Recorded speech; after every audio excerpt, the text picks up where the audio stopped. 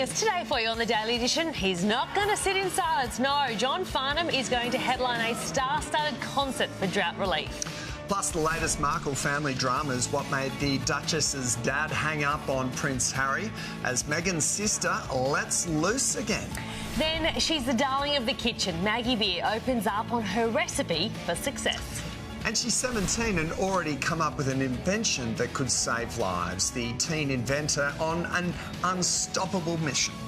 Also ahead. This is a spot, and this is a microphone that Elvis would have used, and this is the spot where every singer would have stood and done their thing. Inside the legendary Sun Studio in Memphis, where Elvis Presley made music history.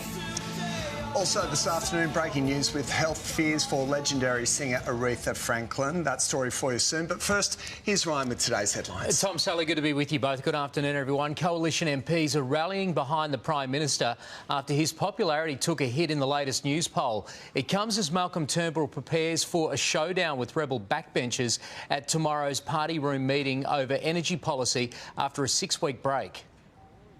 As the Prime Minister returns to Canberra, colleagues say today's poll is just a bump in the road. That again, the Prime Minister is far more popular than the alternative, far more popular than Mr Shorten. Malcolm Turnbull's lead as preferred Prime Minister has narrowed by 7 points and Labor remains in front. We can very easily turn that around in an election period, so we are very close. We are breathing down Bill Shorten's neck.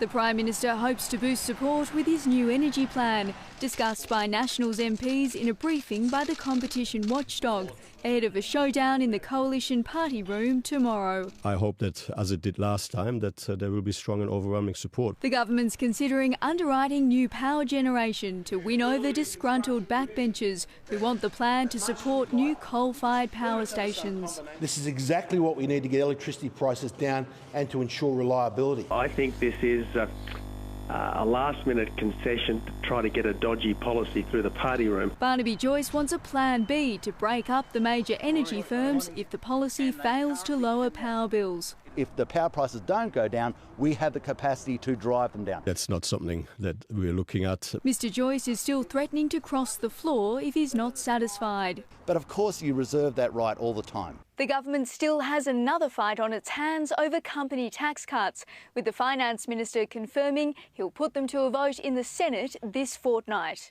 I'm focused on behalf of the government to secure the best possible outcome. But if the tax cuts fail to pass Parliament, they may not survive until the next election. Olivia Leeming, 7 News. There's a big manhunt underway in Melbourne with police searching for a driver who hit and killed a cyclist on Chapel Street. Police have released an image of a man they want to talk to after the driver hit the woman from behind and fled on foot, leaving her to die on the road. The victim is a 27-year-old Dutch national who was crushed against another car in yesterday's collision. She is, by all accounts, a wonderful person, starting here on a holiday from the Netherlands, a holiday of a lifetime with her boyfriend, and now this event has happened and her poor family is suffering as a result of this person's driving behaviour. Police say the Mercedes SUV he was driving was stolen.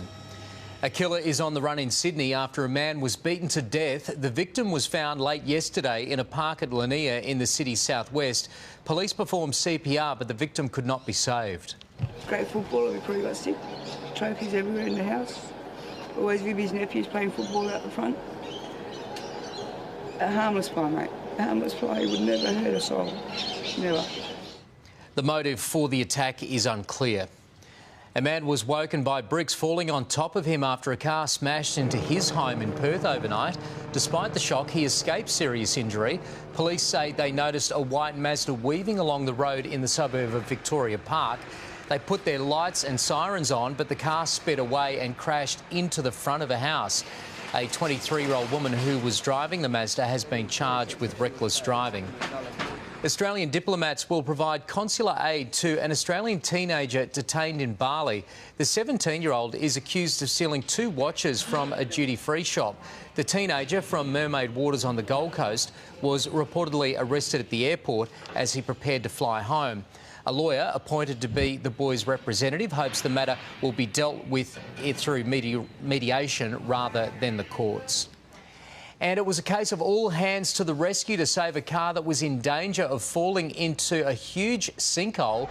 It had already swallowed 2 cars and a third teetered on the brink, but then dozens of people in a city in northwestern China teamed up to drag the car to safety.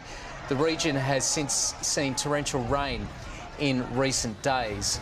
I could understand an animal or a human potentially falling into a sinkhole, but I'd be let the insurance cover that one. Yeah. Because if it goes down What and if then they all everyone takes go into it? I it know. with them. Anyway. It's a good ending. Must have loved the car, huh? That's right. All right, thanks, right. Still to come, the former reality star turned White House insider making some sensational new claims about Donald Trump. Then she's the Aussie teenager who's gaining global attention with a breakthrough invention. How she impressed the world's top minds soon. Next up, though, get the DeLorean out. The Back to the Future cast reunite 33 years since the hit film was released. All the details for you next.